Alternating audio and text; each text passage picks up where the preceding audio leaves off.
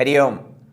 സ്വാമിയേ ശരണമയ്യപ്പ എന്ന ശരണമന്ത്രധ്വനികൾ കൊണ്ട് നമ്മുടെ പ്രഭാതങ്ങളും പ്രദോഷങ്ങളുമൊക്കെ വൃശ്ചികം ധനു മാസങ്ങളിൽ സമ്പന്നമാണ്. ഭക്തജനങ്ങളെ സംബന്ധിച്ചിടത്തോളം ഇത് വലിയ ഒരു സാന്ത്വനത്തിൻ്റെ വിഷയമാണ്. അയ്യപ്പനുമായി ബന്ധപ്പെട്ട ആചാരാനുഷ്ഠാനങ്ങൾക്ക് ജാതി, മത, വർഗ, വർണ്ണ ഭേദങ്ങളില്ല എന്നുള്ളതും ശ്രദ്ധേയമായിട്ടുള്ള ഒരു കാര്യം തന്നെ. നമ്മുടെ നാടിൻ്റെ ഒരു സുഹൃതം തന്നെയാണ് ശബരിമല ക്ഷേത്രവും അവിടെ വാഴുന്ന ധർമ്മശാസ്താവും സാക്ഷാൽ അയ്യപ്പനും. ശരണമന്ത്രധ്വനികളെ കൊണ്ട് പവിത്രമാകുന്ന ഈ നാളുകളിൽ ധർമ്മശാസ്താവിൻ്റെ അനുഗ്രഹാശിസ്സുകൾ എല്ലാവർക്കും ഉണ്ടാകട്ടെ എന്ന് ആശംസിച്ചുകൊണ്ട് ഇന്നത്തെ വിഷയചിന്തനത്തിലേക്കും കഥയിലേക്കും പ്രവേശിക്കാം. ഭക്തരിലെ അവിദ്യയെ നീക്കി അവരെ വിദ്യ കൊണ്ട് അനുഗ്രഹിച്ച് തുരീയാനുഭൂതിയിലേക്ക് നയിക്കാൻ സമർത്ഥനായ വിദ്വാനായ മണികണ്ഠനെയാണ് അച്ഛൻ വിദ്യാഭ്യാസത്തിന് വേണ്ടി ഗുരുവിനരികിൽ കൊണ്ടുചെന്നാക്കിയത് എന്ന് ഭൂതനാഥ ഉപാഖ്യാനത്തിൽ പരാമർശമുണ്ട്. സകല ഭക്തരെയും വിദ്യ കൊണ്ട് അനുഗ്രഹിക്കാൻ അയ്യപ്പസ്വാമികൾക്ക് സാധിക്കും. അതുകൊണ്ട് വിദ്യാനുഗ്രഹത്തിനായി ധർമ്മശാസ്താവിനെ ആശ്രയിക്കാം. തുരീയാവസ്ഥയിലേക്ക് ഉയർത്താൻ വിദ്യാഭ്യാസം കൊണ്ട്, തുരീയാവസ്ഥയെ പ്രാപിക്കാൻ വിദ്യാഭ്യാസം കൊണ്ട് സാധിക്കുമത്രേ. വിദ്യ എന്നത് രണ്ട് പ്രകാരത്തിലുണ്ടെന്ന് ഉപനിഷത്ത് അനുശാസിക്കുന്നു. ദ്വേ വിദ്യേ വേദിതവ്യേ, പരാച്ച അപരാച്ച. രണ്ട് വിദ്യകൾ അറിയപ്പെടേണ്ടതായിട്ടുണ്ട്, അപരാവിദ്യയും പരാവിദ്യയും. ഇതിൽ അപരാവിദ്യ എന്ന് പറയുന്നത് ബാഹ്യമായ എല്ലാറ്റിനെ സംബന്ധിക്കുന്നതുമായ അറിവാണ്. ബാഹ്യ വിഷയ ജ്ഞാനം, knowledge about the external world. അപരാവിദ്യ, ആചാര്യന്മാർ ഇതിനെ ഓബ്ജക്റ്റീവ് സയൻസ് എന്ന് വിശേഷിപ്പിക്കും. ബാഹ്യമായതിനെക്കുറിച്ചുള്ള പഠനം. ഇന്ന് വിദ്യാഭ്യാസ രംഗത്ത് ഒരു പക്ഷേ ഇതിന് മാത്രമേ ഊന്നലുള്ളൂ എന്ന് തോന്നാം. ഇതിനേക്കാൾ ശ്രേഷ്ഠമായ വിദ്യയാണ് പരാവിദ്യ. അതാകട്ടെ യയാ തദക്ഷരം അധിഗമ്യതേ.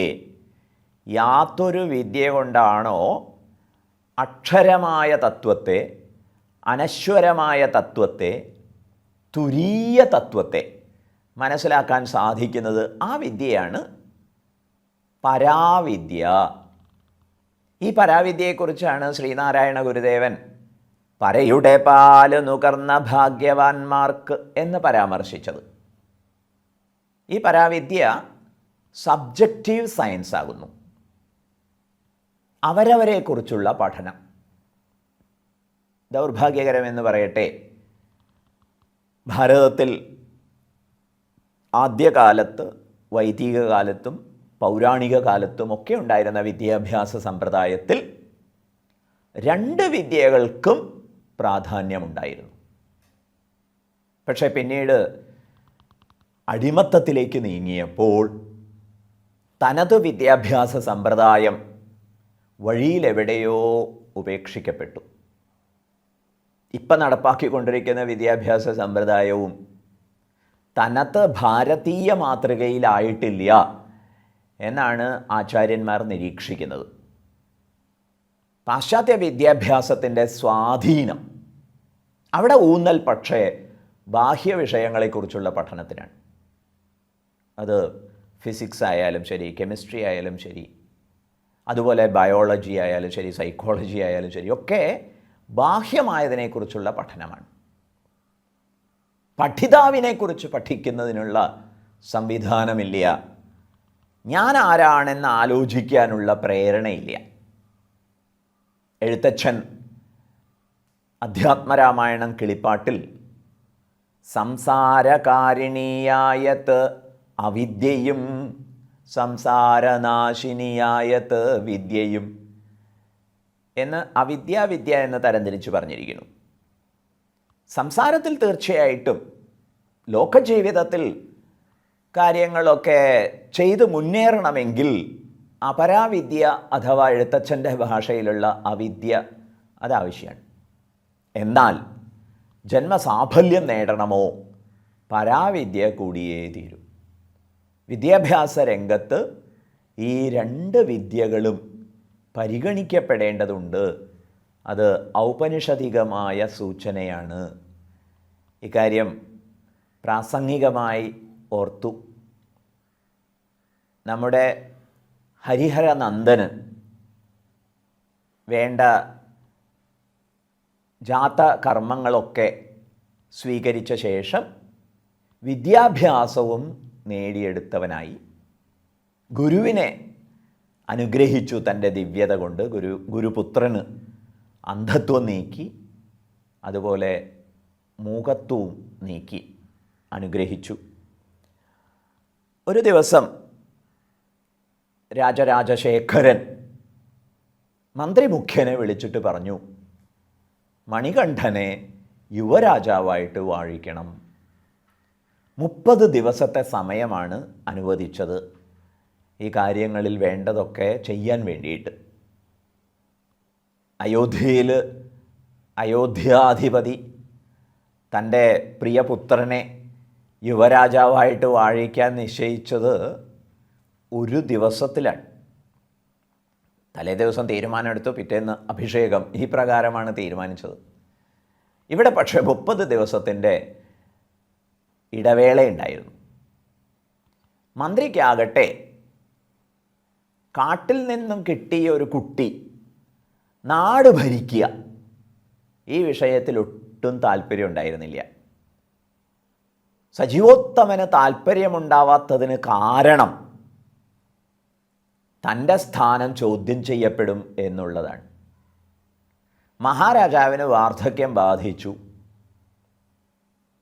മഹാരാജാവിൻ്റെ പുത്രനാകട്ടെ പ്രായമായിട്ടുമില്ല. മഹാരാജാവ് മരണം വരിച്ചാൽ സജീവോത്തമന് ഭരണസാരഥ്യം കിട്ടാൻ സാധ്യതയുണ്ട് എന്നാണ് അയാൾ കരുതിയത്. ഇതിനൊരു തടസ്സമായല്ലോ ഈ മണികണ്ഠൻ്റെ വരവ്. ഇതായിരുന്നു മന്ത്രിമുഖ്യൻ്റെ വ്യാകുലത. പരിഹാരം കണ്ടതാകട്ടെ എന്തെങ്കിലുമൊക്കെ ആഭിചാര കർമ്മങ്ങൾ ചെയ്ത് ദുർമന്ത്രവാദം ചെയ്ത് ഈ മണികണ്ഠനെ നശിപ്പിക്കണം. മണികണ്ഠനെ കൊല്ലാൻ വേണ്ടി ദുർമന്ത്രവാദം ഭംഗിയായി ചെയ്യാൻ സാമർഥ്യമുള്ള ആളുകളെ സ്വകാര്യമായിട്ട് സജീവോത്തമൻ വിളിച്ചു വരുത്തി.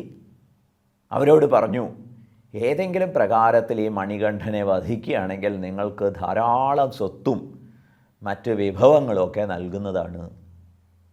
അവരാകട്ടെ ഈ വെല്ലുവിളി സസന്തോഷം ഏറ്റെടുത്തു. അങ്ങനെ ആഭിചാര ക്രിയകളൊക്കെ നിർവഹിച്ചു.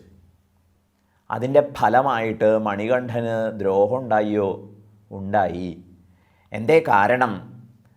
മായികമാണെങ്കിലും മാനുഷദേഹം സ്വീകരിച്ചിരിക്കുകയാണല്ലോ. അതുകൊണ്ട് മണികണ്ഠൻ്റെ എല്ലാ അവയവങ്ങളിലും ഒരു തരം വ്രണം ബാധിച്ചു. മഹാരാജാവാകട്ടെ പലതരത്തിലുള്ള ചികിത്സകളും വിദഗ്ധരായ വൈദ്യന്മാരെയൊക്കെ വിളിച്ചു വരുത്തി ചെയ്തു നോക്കി. പക്ഷെ അതൊന്നും തന്നെ ഫലിച്ചില്ല.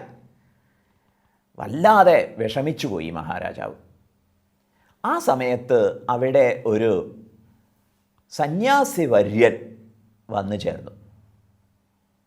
ഈ സന്യാസി വര്യനെ കണ്ടപ്പോൾ മഹാരാജാവിന് വലിയ ആശ്വാസമായി.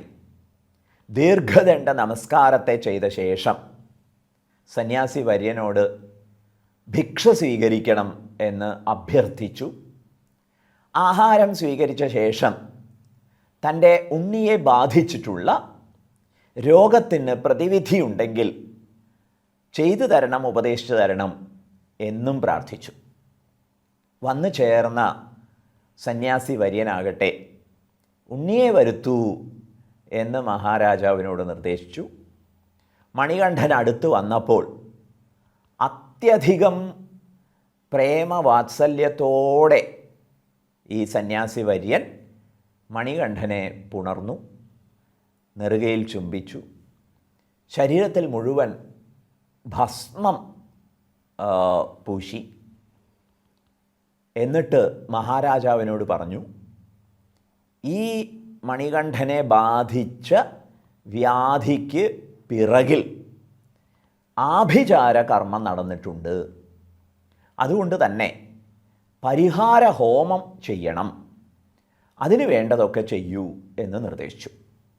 മഹാരാജാവാകട്ടെ സന്യാസി വര്യൻ്റെ ആജ്ഞയെ അനുസരിച്ചുകൊണ്ട് ബൃഹത്തായ ഒരു ഹോമകർമ്മം ചെയ്യുന്നതിന് വേണ്ട സജ്ജീകരണങ്ങളൊക്കെ ഒരുക്കി. എന്നിട്ടെന്ത് സംഭവിച്ചു? നമുക്ക് തുടർന്ന് അടുത്ത ദിവസം ശ്രദ്ധിക്കാം. സ്വാമിയേ ശരണമയ്യപ്പ.